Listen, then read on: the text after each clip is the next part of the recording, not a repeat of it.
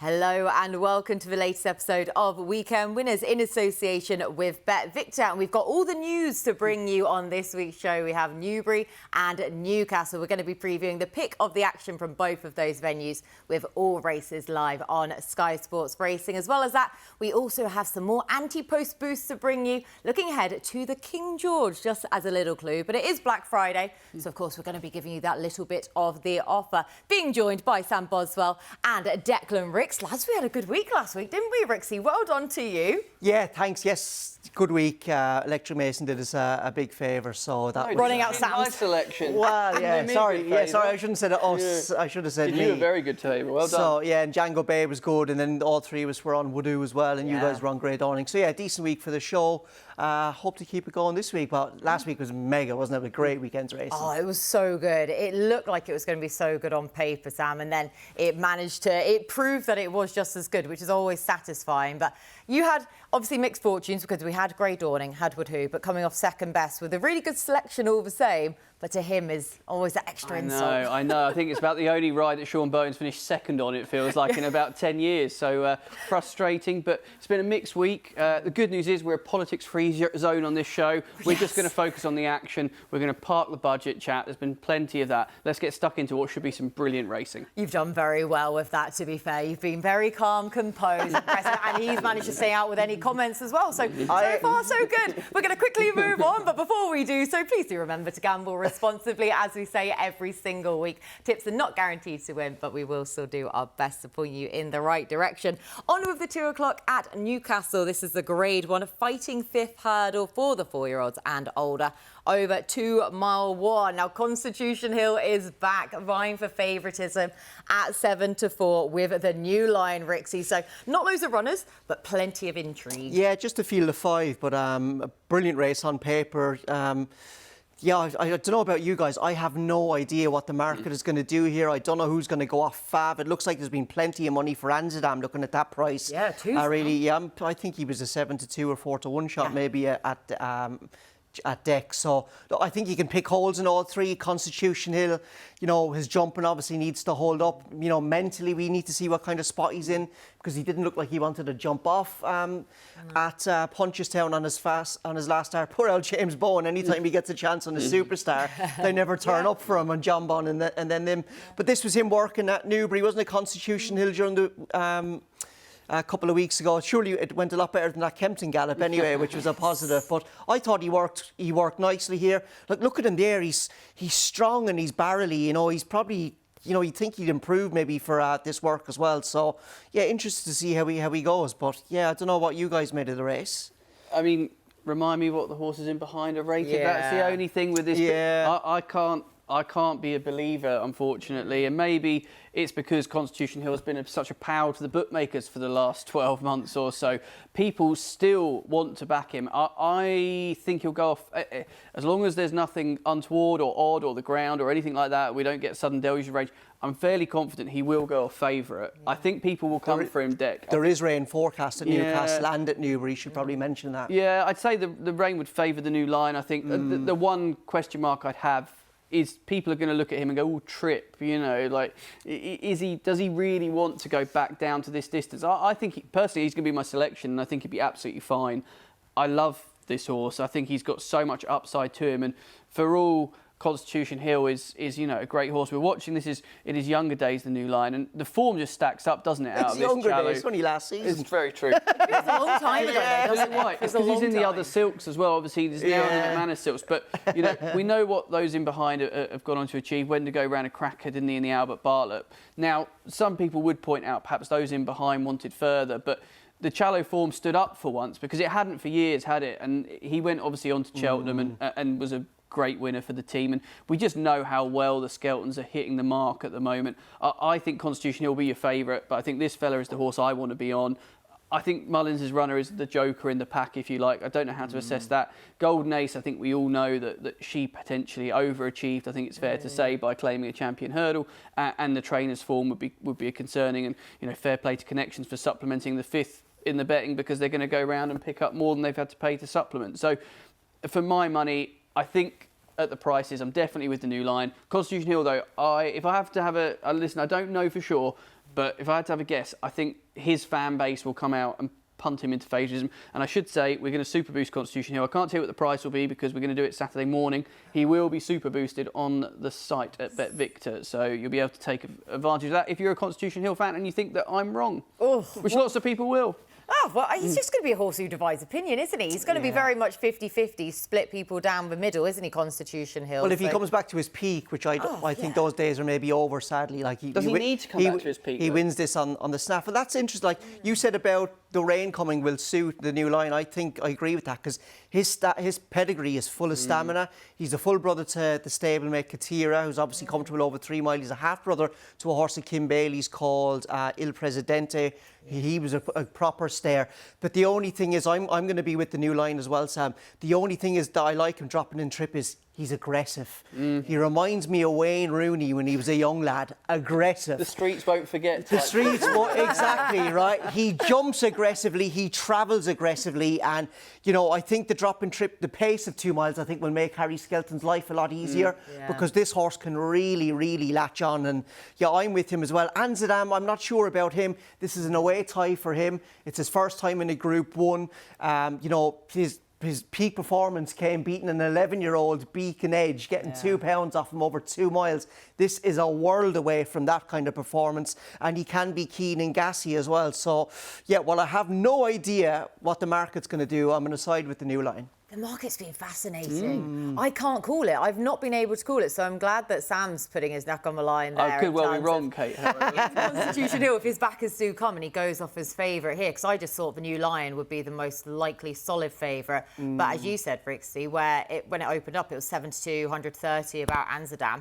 Now at 2-1, so his backers are coming, and I'm one of those. Oh, okay. I would love to see Constitution Hill back, and I will gladly lose my bet if Constitution Hill roars back to his brilliant best. Like, I will happily have that. The new line, I just wonder about this trip for him, given the fact it's, you know, a state man now being out of a champion hurdle picture. It's such a wide open picture, and that's why he is attempting this race and this trip, but I still think he wants further. But this horse, as you say, he can be keen, he can be gassy. We have absolutely no idea where his ceiling is yet.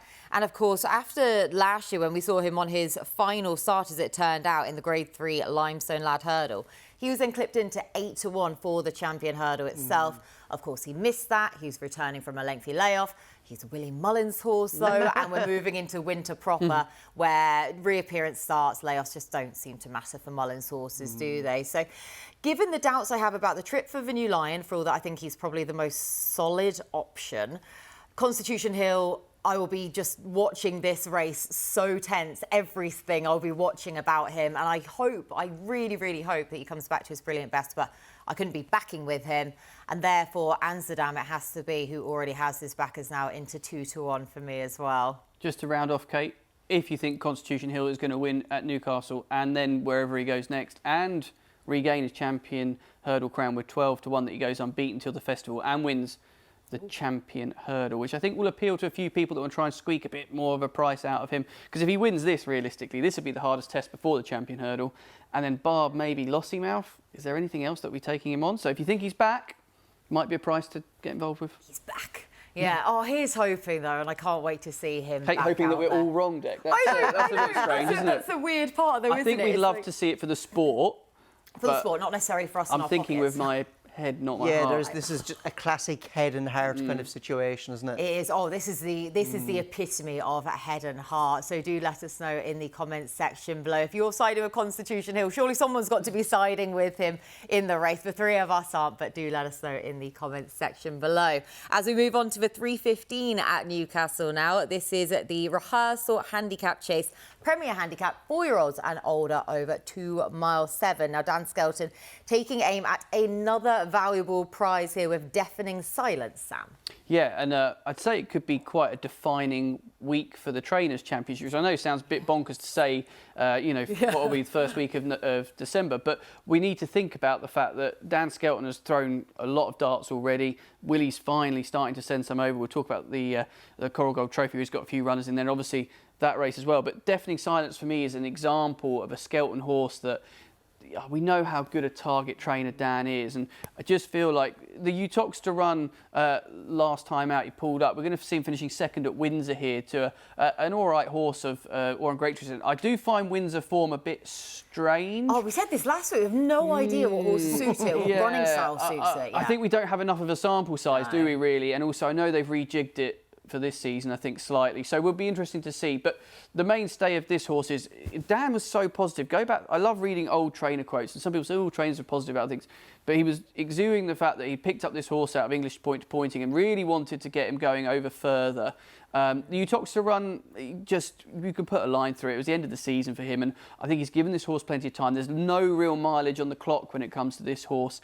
And I'll be frank, I think this renewal is pretty poor in comparison to what we're used to for the rehearsal in terms of number. Oh, yeah, 8 runners. You know, it feels like a race that's dying on its backside, the rehearsal, which is a bit of it needs a bit of love, doesn't it? Because it's a great staying test. And isn't the winner still getting 45 grand? Yeah, just shy of a massive pot, like. But yeah, for me, I know it's quite an unoriginal selection at 5-2, but I kind of feel like that's just a skeleton tick box exercise. And I didn't feel there was that much in there I could really go, oh, I really fancy this, really fancy that. So it's a tentative play on the favourite. But yeah, I expect it's going to be a big weekend for the Skeltons, clearly. I was going to say, hold that thought. I'm with Stock Pick Me. There you go then. Right, 5-2 heading the way for deafening silence. Stock Pick Me, Deck Pick Me. Yeah, like that. Yeah? We're firing all cylinders here this morning. We just, yeah. Yeah, I like Doc Pick Me for this. If there's any track like his beloved Doncaster, that it's going to be the inside track at Newcastle. It's the same setup basically, isn't it? You've got kind of two nice kind of straights, lots of a couple of fences on the turn. You know, I'm just hoping he thinks he's back at Donny, because if he does, he's got a chance. Look, he's got good form at Donny. I think he's won a great Yorkshire Chase there, hasn't he? And he's also he's finished second in a Bet365 handicap there as well. I think he'll go well. He had a lovely preparation over hurdles to get ready for this race at Newbury behind Haughty Colour, and he just looked on nice terms with himself. And the other thing as well, his trainer Richard Hobson hasn't run loads of horses this season, but they're all running well. They're going nicely. That was the horse of fell at the last year. I can't remember. He was a big gamble on the day. Walking on the air. There we go. And he picked up the pieces this day. So look, a little bit fortunate, but that's the changing man back in second. Yep. Of course. You know, who's going to run in the Coral Gold Trophy on Sunday. And I just think with Charlie Maggs' £5 claim, he's got a chance in here. So yeah, I think there's lots to like about Doc Pick Me. And although he's maybe taken on some kind of lightly raced horses who are up to a little bit more potentially, he's rock solid. He's got that bit of early pace to put him in a good position, and he stays as well. 7-1 as well, and yeah, just that nice bit of name synergy for you, isn't it, behind Doc Picked Me? But it's a disappointing turnout with the prize on offer, but it is just, it's like the northern version of the Coral Gold Cup. So when we've got these two impressive, valuable, staying handicap chases on the same day. Yes, at different ends of the country, but it's almost like the fixture needs looking at. We did say, sorry, we're not going to go political today. Apologies. Sorry, we have to have a little. It's true though. I agree with that here, and it is a disappointing turnout. But deafening silence. My only concern for him, going left-handed again. He has shown tendencies to jump to his right, and I just wonder, in still a competitive race all the same, if that might just find him out. So I was going to leave him alone at 5-2 and be with Cruise Control at 7-2 here for the informed Tom Lacey yard. Really likeable horse, lovely, sizable, scopy type of a horse who just stays and stays as well. We know that Tom Lacey yard, they're operating at a 24% strike rate in the last 2 weeks. Now, this horse signed off last season with the winner Aintree in a Grade 3 Premier Handicap Chase over 3 Mile 1. But of course, he also won over this course and distance, which we're looking at now. Now, this was in mid-March, a Class 3 Handicap Chase. Now, we carried 12 stone to win this as the 6-5 favourite, dropping back in trip from the Ida as well. And that was a slight concern, to believe it or not, over this trip, whether or not he actually might have the pace for 3 Mile 1. But serious stamina can still come to the fore for him. I think he'll need it in this race. And more mileage in the tank, as judged on his RPR from Aintree last time out. So Cruise Control then for me. So again, 3 different selections from the 3 of us in the Rehearsal Handicap Chase. Now we're going to leave Newcastle there and head south to Newbury. This is for the 2:15, the Intermediate Handicap Hurdle Premier Handicap, otherwise known as the Jerry Feilden, 4-year-olds and older, over 2 miles. Now, live Conti it is who heads the market. Again for Dan Skelton, Tristan Durrell taking the ride, though, this time around, Rixie. Yeah, an interesting race, and a race with a little bit of pace on there. I think Col Dupree at the bottom of the graphic there, he's quite a keen and gassy horse, and he raced with a hood in France, and they've left the hood off. So I wonder, are they going to buck him out and go, or are they going to maybe kind of hold him up? There's a bit of me hoping that I hope that they hold him up, because I'm going to actually side with Hot Fuss here in the hope that Newbury get all that rain, because I think the more rain the better for this guy. He's by a stallion called Calix, whose horses really thrive on soft ground, on the flat and over jumps as well, although obviously young stallion, I think sadly passed away now. He hasn't had that many horses over jumps. But this guy ran a really big race in the Fred Winter at the festival back in March, and he jumps really well. He's quite composed for a young horse. He knows what he's doing. He's got plenty of experience from running on the flat, and you could say that he did have the run of the race to a certain degree in the Fred Winter, because the race really steadied down, kind of going to 3 out, and he was in the right place, got a good big breather. But the form is working out. America of Willie Mullins has went on to win a Grade 1 at Aintree. The form looks solid, and like I say, he's a good jumper. There's two things. I need the rain to come, and I just think he's a now horse, because I think there's other horses in here who've got far more potential. Like, I'm a big fan of Live Conti, but he's going to have his first run. He can be gassy and keen. He's got a first-time tongue tie.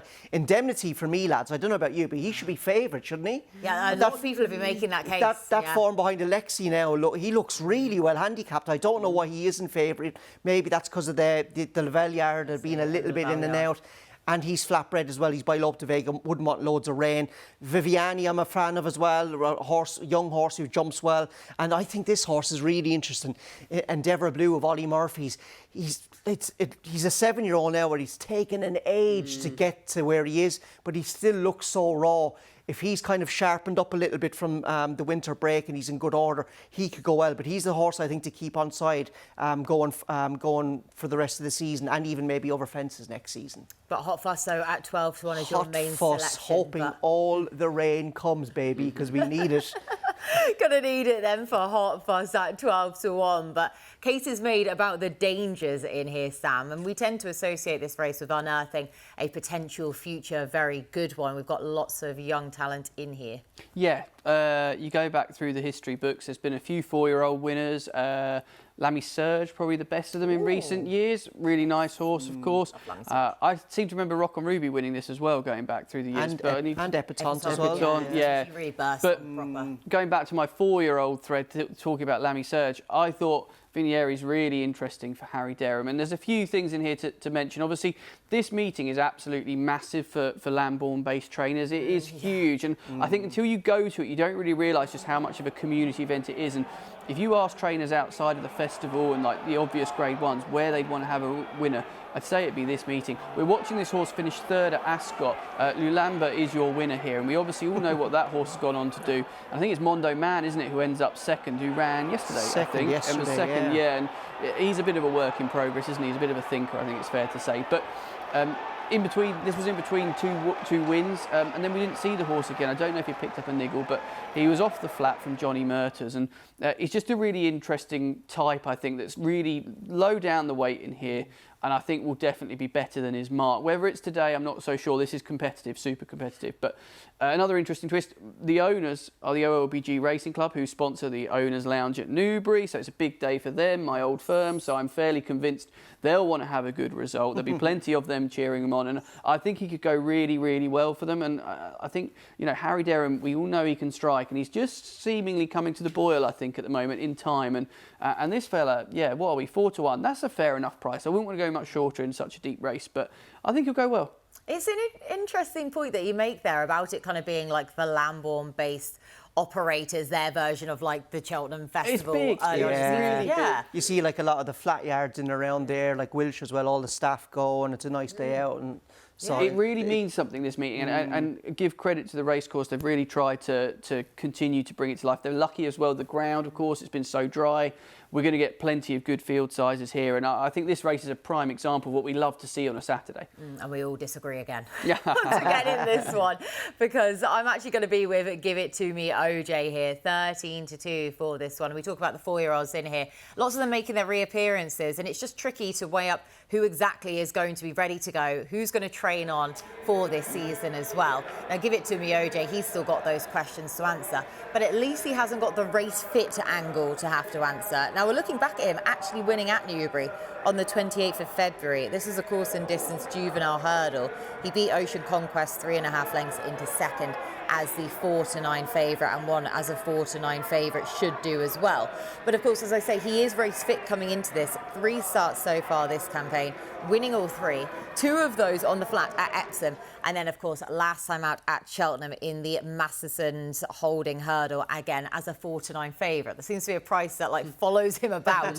Not getting that price without him, thank goodness, or else I definitely wouldn't be with him. Now at 13-2 in here, and of course at Cheltenham we saw him making all, running well. He's got that race fit edge. He's got the experience edge over lots of these rivals as well. Perhaps they'll improve to go on to be better than him in time. But for now, though, from the form that we have on offer, from the facts that we know going into this race, I just thought 13-2 was a very fair price about a likeable horse that could still have more to Interesting, offer. 3 the top 5 in the betting haven't had a run this season, have they? No, yeah. So you just wonder if all that rain comes as well. Could have just put extra emphasis on stamina and fitness and stuff. So interesting to see how it goes. Yeah, that's why I'm just trying to play it kind of sensibly, more so than anything else really, because they could still be better than him, but they've all just got those question marks to have to answer, and they're shorter prices, a lot of those potentially very talented horses than him. So really looking forward to the Jerry Feilden.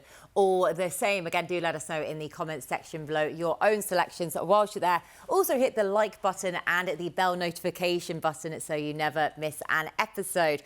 On to the 255 now, the big one itself, the Coral Gold Cup Chase. Premier Handicap, 4-year-olds and older, over 3 mile 2. Hugely competitive, great renewal, it looks like on the face of it anyway, Sam, and we have 9-2 the field. Yeah, and I don't want to steal your thunder, but there's no Tracey's Trends for this race, No, right? no, I'm surprised because I was digging them out, desperately trying to help me with this one. And basically, Panic Attack, you can't have her because she's a 9-year-old, and you really want a 7 or 8-year-old, don't you, to win this? I think you've got to go back to Denman in 2009, and she's a nice horse, but she's certainly no Denman, who was the last 9-year-old or older to win, I think. It goes without saying.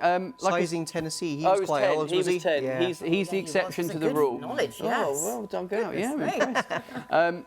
And then you also don't really want anything that's too lofty in the weights either. You I think you know, you're kind of like 11-4 down. So that would concern me about a few, the likes of Resplendent Grey, who I really like in here, but I just think from a win perspective could be vulnerable. So I was trying to find an each way play. Declan's mentioned the rain already. I think my selection will be pretty hopeful of rain. And I kind of went round the houses here, but it's a Hobson White combo. Yes, the detective agency. Yeah, I think their horse has got an outstanding chance here. And I think Lowry's Bar. Yeah, Lowry's Bar is about 25-1. Listen, there are 2 negatives here. For me, not having a run this season would be a bit of a concern. Yeah. And he did bleed last time when he pulled up. So there's 2 negatives there. But they seemingly are pretty happy to go here fresh and take their chance. The more rain that falls, the better. The further this horse goes, they think he's definitely more than capable of taking this trip. I think the pace of the race will suit him as well. And I'm prepared to give him a chance because I do think this is a really open race. I mean, I thought the hike that the favourite took for his win at Cheltenham was fair, but it's a heck of a height. That was a shambles of a start that day as well, wasn't it? And he got a little bit loose on the lead, and I think he was given a good ride as well. And Patrick Wadrode on that day seemed to get on really well with him, and Derek Fox is now back on board. So I think I'm happy to take him on if that's where you were going. Yeah, I can leave. So and then, like I say, Resplendent Grey, I think great each way. Claims at 13-2 is not really an each way price, is it? Changing Man will end up finishing second, and then I don't like Panic. So I started to pick my way through them, and weirdly, I kind of looked at all the Mullins horses, thinking, I'll definitely pick a Mullins horse here. When you just assume something. Didn't like any of their profiles for you were waiting for a P-Town and to be chopped up, and he's up in Newcastle. I just there was none that really caught my eye. So Lowry's Bar for me a bit of a swing at a price, and obviously does need to show that hopefully this will suit. we've seen Willie Mullins targeting this meeting in recent years quite a few times with horses that have been overly backed and disappointed, rather than these horses aren't really being backed for him this time around, which is interesting to see and kind of makes sense on those recent form figures that horses in this race from him have been showing. But Lowry's Bar 25-1 for my old bosses as well for Hobbs and White. Rixie, who are you with? Yeah, look, mental competitive race. I just kept going further and further down the order. You know, Meyertown, massive rise for last time out. Resplendent Grey, I think, of the horses at the front of the market, he's probably the one I'd maybe like to be on. Highland, I'm disappointed with how he jumped last time out. The Changing Man, you know, likes to finish second, as you guys he's know. the bet, surely, isn't he? Yeah. Changing Man to finish second. You know, Panic Attack is going up in trip, and Sam's already had one of those this week with the budget. So I just kept going further and further down. In terms of trends now, I think the horse that I like is probably, you know, it's like Tracey's Trends now would be having a conniption with this thing, like, has no chance in the Trends. But I just thought, given how good 3-Card Bragg was last time out, he's a big price. Obviously, the horse he beat in third that day, Ho Jody Smoke, ran really well in the Paddy Power. The form's been given a boost. And that was on good ground at Cheltenham, lads. When have we ever associated 3-Card Bragg with good ground? You know, he's always been a real mudlover. And I just wonder now if something clicked with him. You know, he's only an 8-year-old, so he's not exactly really old, maybe quite exposed compared to some of the horses in here. But, you know, he got to the front at Cheltenham last time out and the 2 lugs went up. He had an awful lot more in the tank. You know, he could have won by further if he was that. But I like the way he's kind of held himself back. Hopefully didn't have a really hard race. And I just thought I could easily see him running into the 4, the 5. Now, to win off a mark of 155... It's a tough ask, you know. I think 2 horses have done it the last decade. Those were Smad Place and they were Native River. So horses who had proper graded form, either over jumps or in hurdles. So there's a lot to like, but I can easily see why some wouldn't like him at the same time. But I think he'd run well at the prices. I would have loved if Jack Kennedy came over to ride him. Jordan Gateford's just going to take the ride. You know, nothing against Jordan. Jordan's a great, fabulous rider. But Jack is Jack. He's mustard like. So Jack staying in Ireland, which is maybe interesting. Well, just have a look what he's riding there. But yeah, I thought he'd go well 3-Card Bragg, especially if he's going to be even more at home with the rain coming. Yes, exactly. If the rain then suits him even more so. But it's just that sort of message of intent, isn't it, if Jack Kennedy was coming over, rather than sort of jockey ship, because Jordan Gainford is a fantastic pilot, as we know, but it's just that extra message of intent as well. So, not a horse for the Trent whatsoever in here. But I'm being very, very unoriginal. Meyertown, it's going to be for me. Both of you two have cribbed him so far. Damn right, £15. 9 to 2, Kate. In a field this competitive, make your case. Yeah, well, forget the start of last summer. He won that by right. I know he got the run. He's got our Meyertown pants on as well, a bit of red wine. And just look at him. He's so cool, isn't he? He's so straightforward. He jumped very well in the main in the Ultima. Yes, he did get the run on the field, but he still made it count. And he was the 3rd novice in the last 4 years to win the Ultima as well. But that still means he's very unexposed still. He should only just be reaching his peak age as well. And he just looks still to have so much more to come. He's just this bit of a battering ram on the front end. And we talk about the pace for this race. There is always loads of pace on. We've got a full field of 24 runners. However, you still always want to be up with the pace in this race. It's kind of whoever can numb it out. It's just a proper war of attrition. You need that bit of early boot, don't you? And good jumping to get a nice posse. You can see why it bottoms out some horses for the remainder of the season, because you do just still have to be prominent, but it is just whoever can still just have that early boot and who can last out. And I just feel with Meyertown, the way that he races, his attitude to his races, that he would be able to last it out. And again, he is just the standout one for me, with still plenty more scope to come. I know Sam and I rubbished Meyertown a little bit just with the rise. One thing I will say is he did not have motor up that hill when he won at Cheltenham. I haven't seen a horse come up the hill like that in a little while. I know it was a handicap and everything, but he put lengths on the Changing Man after the last fence, which was obviously very encouraging. But I just thought £15 was it's a fair old smack. Yeah, it would do the same to the Changing Man, won't he? In this one, there's your forecast. Meyertown, the Changing Man, literally just history repeating itself. So really looking forward to the Coral Gold Cup. Again, do let us know your own selections in the comments section below. Now it is Ante-post boost time once again. Sam, you're back with the goods. Yeah, and as if by magic, it's going to appear on the screen in front of me shortly.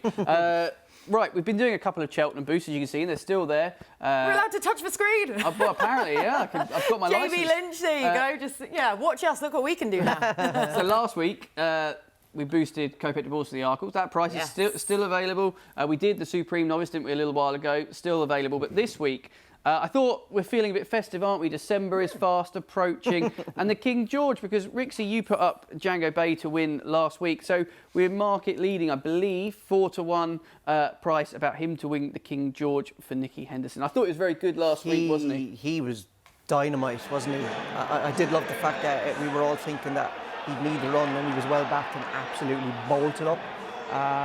Interesting. A lot of people made kind of the case with Factor File and Gaelic Warrior having hard races, but I'll tell you what, Nico didn't exactly give him an easy time either, did he? He went on, but he was deeply impressive. Yeah, Gidley Park back in second where I tipped up. But let's not focus on that. My tip wasn't even anywhere in the picture, so don't worry about that. He was very well found in the market this year as well. I think, he's going to Kempton Touchwood, so there you go. 4-1. You can use the link in the YouTube bio or scan the page or just find the clip on socials. We'll be posting it both on the At The Races socials and on BetVictor's, and you can get 4-1. There you go. As you can see, the price before your very eyes, 11-4 boosted to 4-1 about Django Bay in the King George. And as Sam said there, make sure to head to the BetVictor website or scan the QR code to take advantage of that boost. Up next, our best bets of the weekend. As promised, best bets of the weekend time. Rixie, you are up first. Right. Gonna go to the Rehearsal Chase and have the El Nap there. I'm with Doc Pickme. I like him. Especially with Deafening Silence taking a good chunk out of the market and shaping like he needed the race badly on debut last season. If there's any track in the country that resembles Doncaster, which Doc Pickme loves, it's Newcastle, the inside track as well. He's got that early pace to put him and Charlie Maggs in a good position. He stays well. I hope to make plenty of use in him.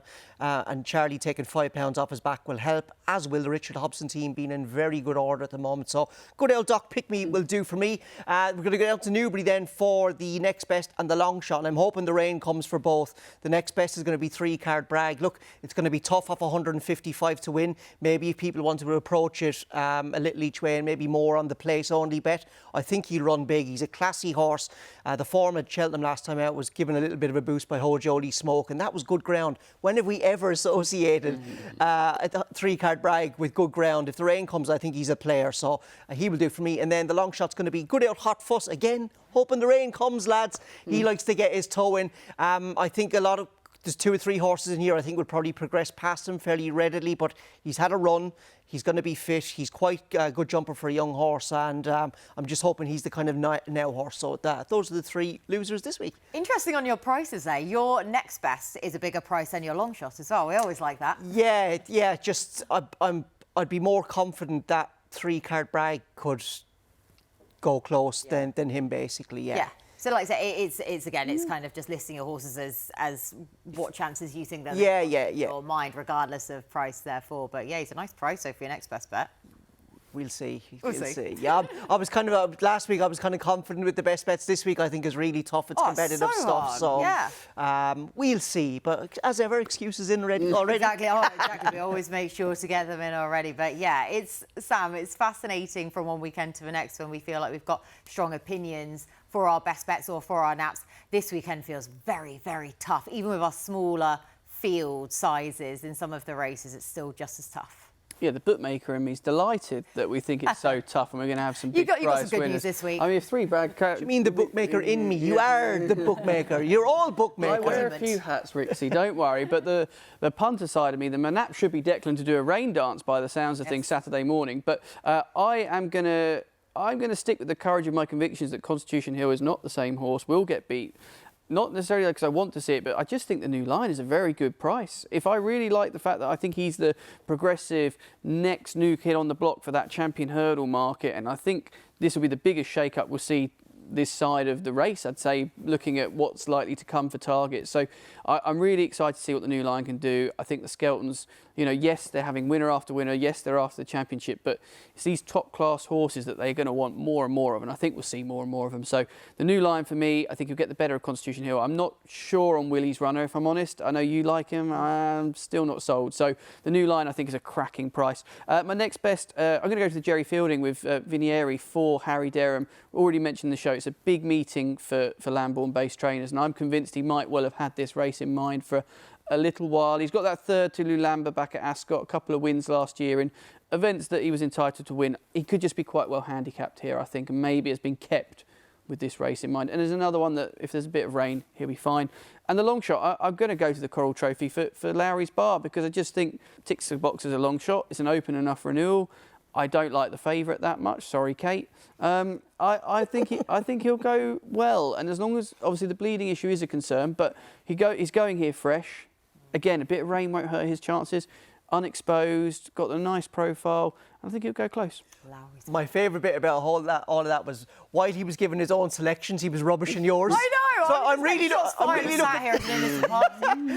looking forward to seeing if any of these make it into Kate's best bets now as well. I know, literally, you've teed me up so beautifully then, because every race you were going through, I was thought, thanks, Andazan, thanks, cheers, mate, cheers.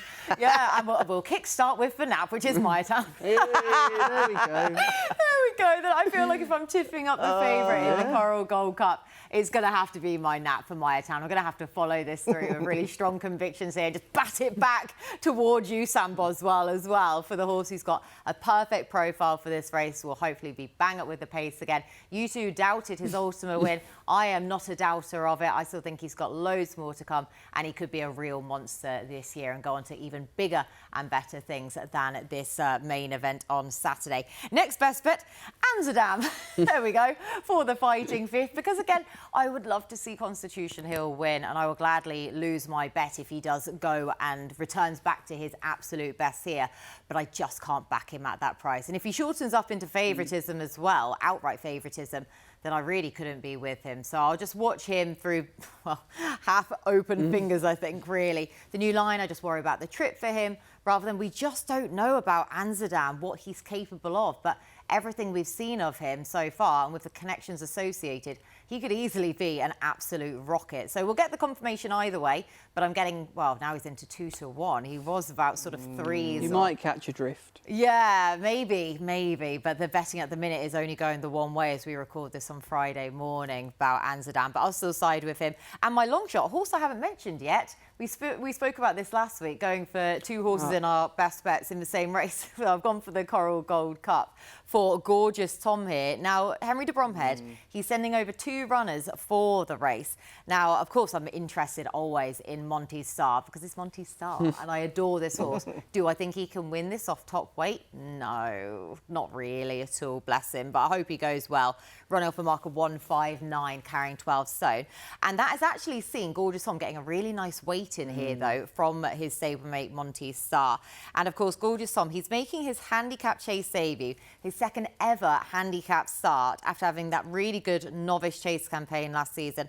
2 from 7 over fences now. Seemingly very trip versatile after he finished second over 2 mile 3 last time out behind Firefox in a grade 2 chase, which will likely just sharpen him up, set him up nicely for a horse who seemingly has just gone under the radar, I feel, like Gorgeous Tom. So I've got 2 in the race, which with a full field of 24 runners, I think is only fair. So there we go, lads. Right, we've got a couple of seconds left. Do you want to rubbish our last tip? Yeah, I was going to say, Gorgeous Tom, what have you got for me? I just said she's clearly not that confident on her favourite selections, and that is she if she's having second in the race. There we go. Well, I'm glad you can allow me my one long shot at a nice price as well. So thank you so much for that. Thank you so much to the pair of you two for all of your hard work, as always. A big thank you to you for watching. Best of luck with your bets this weekend. We'll be back at the same time next week to preview the pick of the weekend action.